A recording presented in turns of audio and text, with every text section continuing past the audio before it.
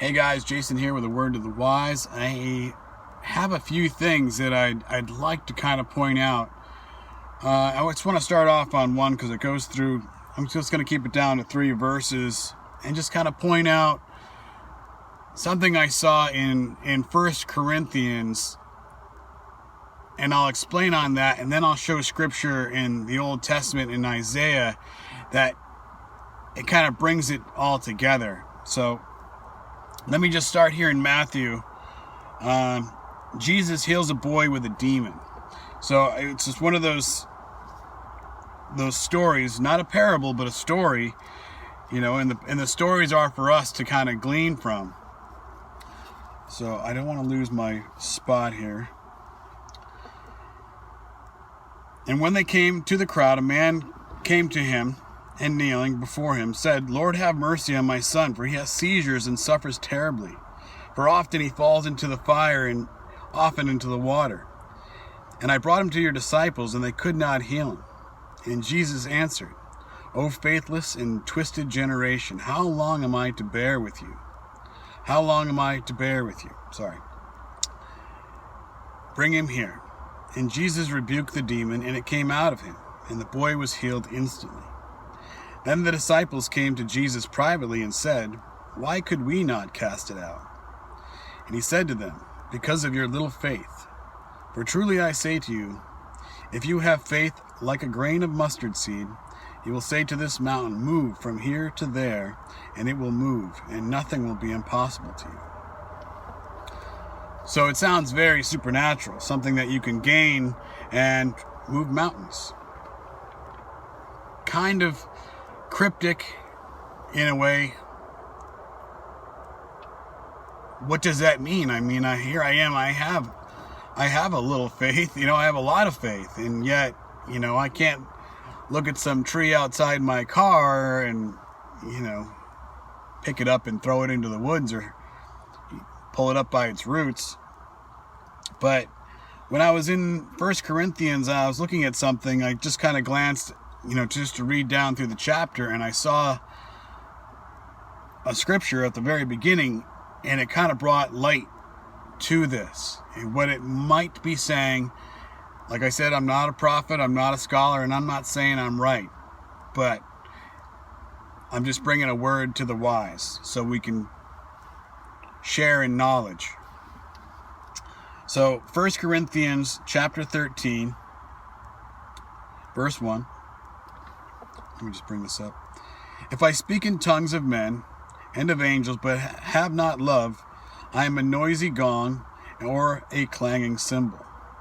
And if I have prophetic powers, and I understand all mysteries and all knowledge, and if I have all faith so as to remove mountains, but have not love, I am nothing."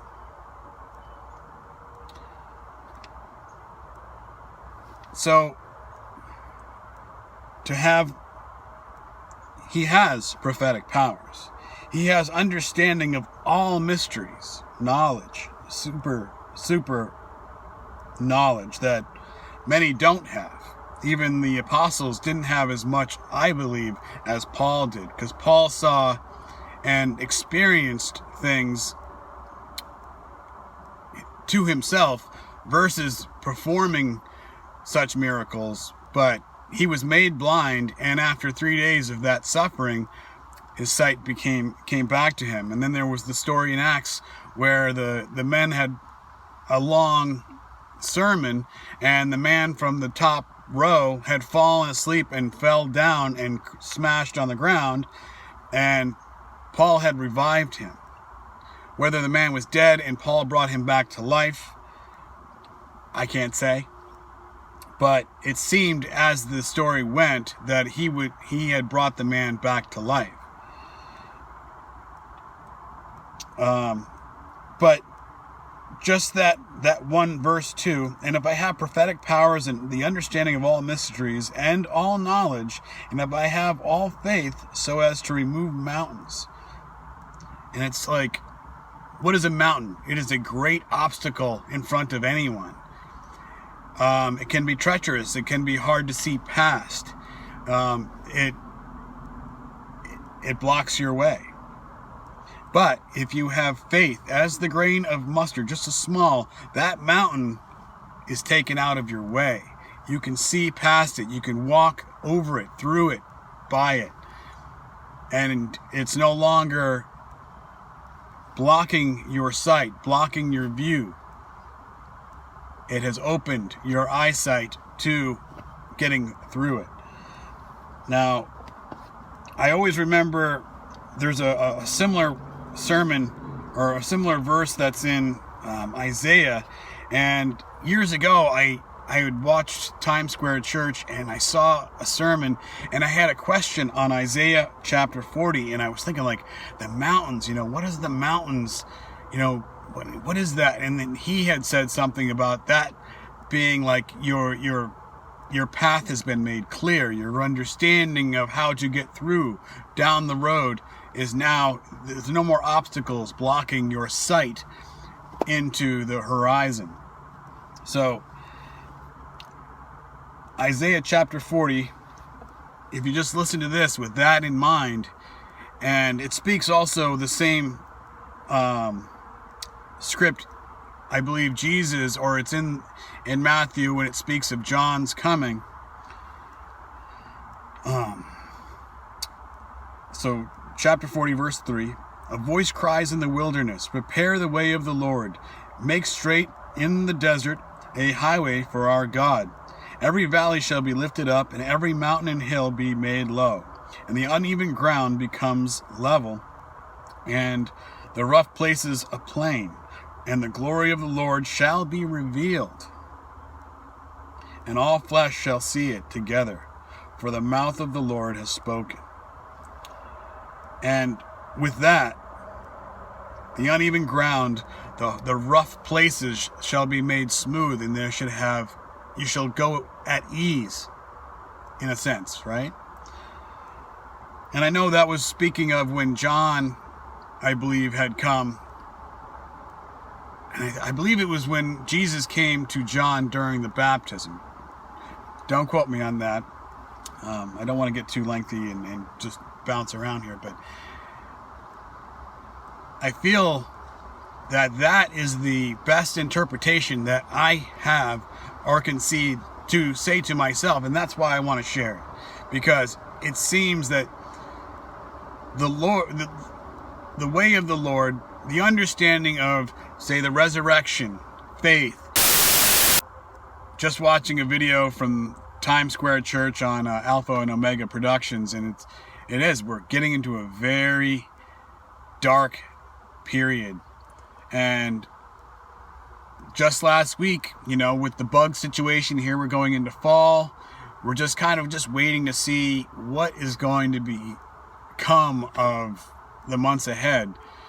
We know that the World Assembly thing that just happened last month, about 2 weeks ago, it gets very, very kind of questionable. Like, well, they've given out so much information about all the problems over the last 3 years, so it's out there. It's in our heads.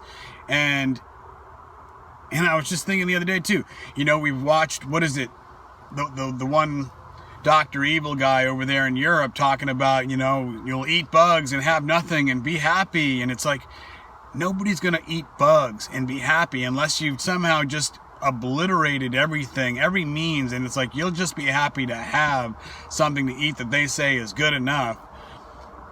Is that what's really going to happen? Are we going to be subject in the future to eating bugs? Or does it just cause a global outrage that is going to make everybody stand up out of their seats, on their feet, and say, we are not going to do this. There are plenty of things out there to eat versus eating bugs. And you guys are trying to make this sound as like this is the way of the future? No. I'm not going down that. I'll go get my own cow. I'll go get my own chickens. On and on. But it makes everybody stand up for what is already here.